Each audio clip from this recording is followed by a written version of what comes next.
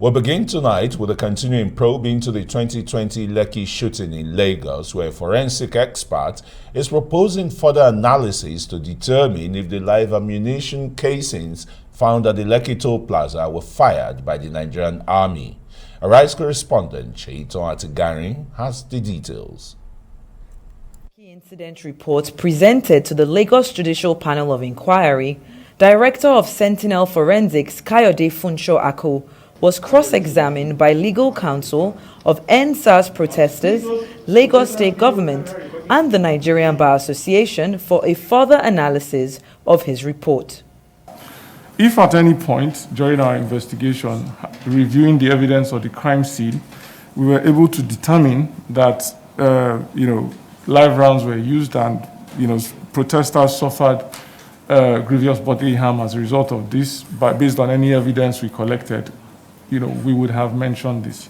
Examination of bullet casings recovered by the panel, unknown source, to that tendered by the Army, known source, show that they are of the same caliber. That is the live ammunition, actually. Further analysis would need to be conducted to determine if those expended live ammunition casings found at the scene were fired by the Nigerian Army personnel. During further cross, Mr. Kayode is presented photo evidence showing a damaged section of the Lekki Toll and asked to clarify the cause of the damage. Those are not bullet holes. Which one are you talking about? What appeared to be bullet holes. Oh, okay. You saw some things that appeared to be bullet holes. No, you said they appeared to be bullet holes. You didn't know. Why are you arguing with me? Did you see anything that appeared to be bullet holes? No, I did not. There were sections that show, depict scenes like this, where you have, if you zoom in on this image, please. When we saw an image of something that looked like this, that to a layperson would seem as though it was,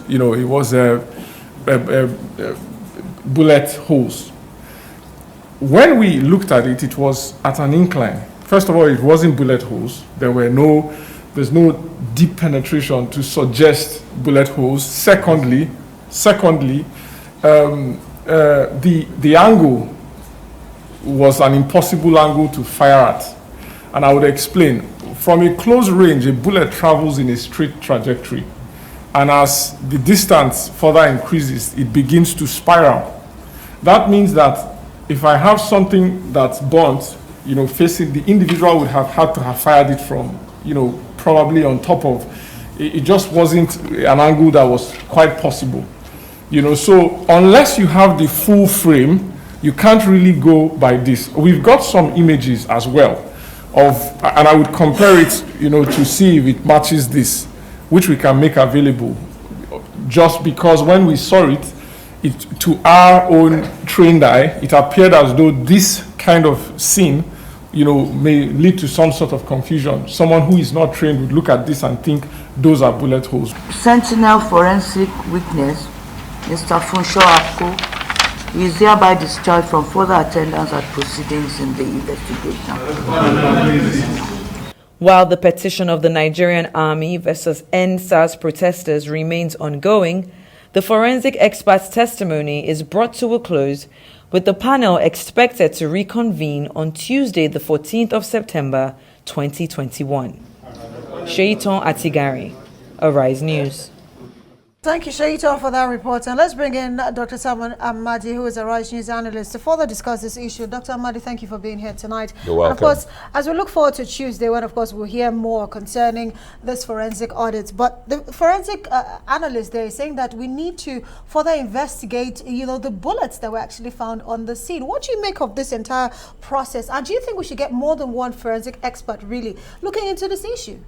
Well, first is that the urgency, this was not done when it ought to be done. A lot of unprofessional entanglement with the evidence.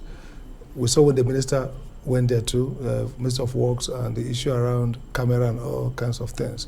So even the forensic experts have argued that they cannot determine the credibility of what they are doing because there have been some mishandling of evidence. That's why, if you look at crime scene, the first thing the police do is to cordon it, so that they can professionally pick the evidence. Because how you pick the evidence will determine the kind of credibility result you get. So we're going to have a problem of that. Secondly is the high-end technology, and forensic is a field of knowledge, but it has stages, it has competencies. So the question will now be, what's really the demonstrated capability of this group?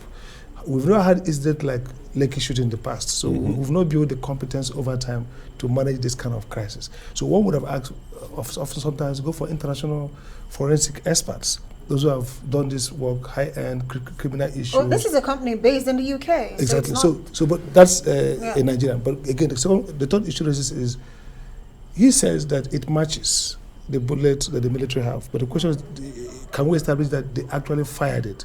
So maybe at the next hearing, he would talk about how you can determine, when you say that this bullet seen at the scene is the same as the military bullet provided. The question is it that that bullet was fired by the military at that time? What? And is it what led to death? So there will be a lot of scientific credibility inquiries and then whether even the cross-examination, even the notion of a judicial inquiry at this point might not be the right thing to do, because judicial inquiry has limitations. Judges establish guilt, who did what, but the forensic, the ballistic assessments are not necessarily precede perhaps a judicial inquiry. Judicial inquiry, by their nature, managed by lawyer judges in most cases, is to try to look at judicial inquiry, looking at facts, law, who did what, and who is liable. The evidence provided before it. Absolutely. Yeah. And you mentioned something about ballistic there, the whole process right now is being subjected to forensic consideration. Where is the police here? Where is the police ballistic experts? Do we still have such? Why are they not at inquiry? Well, we used to have, I've met a retired police ballistic expert, and they seem to have then, I don't know now, very high qualified ballistic experts. You're talking of some 20, 30 years ago. What they do really is to establish to you what kind of bullet. The caliber of the bullets. That could have caused a particular damage, wound, injury, death, and then with that you can rule out who could have been responsible, who could be. So, but the problem here is that the police seem to be entangled in this as well. And again, the government, the level of prevarication and the level of distraction, government looking after those who are protesting, the government should have first settled down on who did what, and immediately dealt with the evidence. The police could have at that point also be brought in to do their own assessment. And so you have a police assessment, ballistic assessment of what happened. You now have this with the international forensic experts, and then the inquiry that will be going on now will be based on well-established, credible evidence that the judicial minds, lawyers in cross-examination can begin to show, is there negligence, is it like premeditated killing, is it grievous, egregious, and what level of compensation, what level of culpability should be given. But at this point, we are still trying to harness and harvest credible evidence. Oh, right. And of course, let's look at the fact that Sentinel Forensic Limited, that is the company that actually came out with this finding. What they're saying is even the blank bullets, actually, they don't even belong to the Nigerian army. And that even raises more questions about, the investigation being carried out here. But at the end of the day, is there a chance that aside from the members of the armed forces, that these bullets were actually fired by others? Say, the Nigerian police force? There's been conspiracy theory. State security services, police force, okay? Secondly, some people the state's own narrative also that there could be some other fifth, unknown people, unknown government, if you like, who also, not from them, but maybe from people who are trying to either disperse the rioters or the protesters, whatever they are. The problem here is that in this kind of investigation, you don't rule in or rule out anything. That's why the quality of this evidence and this forensic is very critical, to rule in and rule out based on science, or based on evidence, credible evidence. But what we're getting at, they bring back the quarrel, over just a year now, by October 20, a year of this incident, there have been many prevarications. We've seen fight between the federal government and CNN having their own version, the US government, based on their own security, setting up their own report, Amnesty contesting these reports and being vehement on their own position. Now, all these fights, all this quarrel back and forth, if we had set out early to deal with basic science of what happened, who did what, then by now we would have had, like the ballistic expert said, look, it's murky now. There's so much interference with this piece of evidence that we are struggling to even establish, authenticity of some of the things we are dealing with. For example, LASMA came and cleared the place.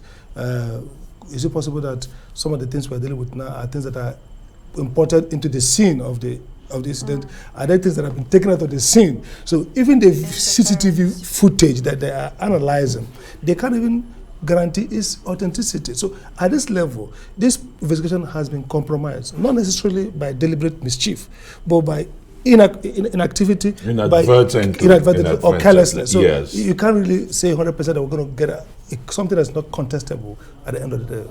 Okay, very quickly, forensic or ballistic evidence are subject of scientific, investigation. Mm-hmm. But do you think it will in any way enhance the capabilities of our judges and judicial officers if they are schooled in, no matter how briefly, in ballistic or forensic knowledge? And Absolutely. In fact, there are few lawyers now that are leading on what they call forensic evidence, detailed evidence. The Evidence Act has tried to come to update itself, but not good enough. So we need to begin to see, for example, detailed footprint. We're in digital age, all this internet stuff going on. It is difficult to process them in our courts as they are today. Our evidence law needs to be properly updated. Our judges need to also go through training. And again, I just pity my lord who's sitting there. We've not had this level of, all the judicial inquiries we've had have been investigation of civil disturbances, you take evidence, you interrogate people, you know who is lying. Now we are dealing with reconstructing, redation. You have to redate. So it's really going to be difficult for them. So you are right, we need to probably begin to think in terms of these complexities and improve our law schools, our continuing education for judges and for lawyers, so that next time, God forbid, we'll be able to have lawyers who really understand the basics of this kind of high-end legal representation. Thanks so very much for your submission, Dr. Sam Amadi.